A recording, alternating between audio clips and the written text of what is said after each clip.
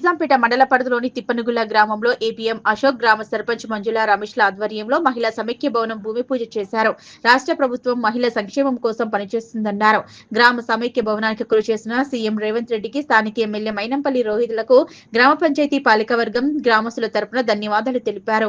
ఈ కార్యక్రమంలో ఉప సర్పంచ్ స్వర్ణలత రాములు, సెక్రటరీ శ్యామల, వార్డు సభ్యులు Ellavva, Bhaskar, Muthyalu, Gangadhar, Mallavva, Naresh, field assistant Narsimhulu, CA Mamatha, Yadagiri, Bellam Narsimhulu, group లీడర్లు బెల్లం లావణ్య, పద్మ, ఐలయ్య, నర్సయ్య, గ్రామస్తులు పాల్గొన్నారు.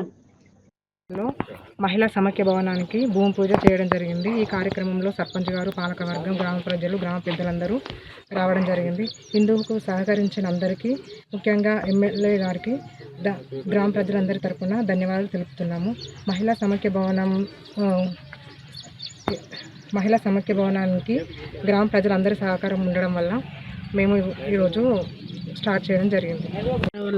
గ్రామంలో మహిళా భవనం భూమి పూజ స్టార్ట్ చేయడం జరిగినది.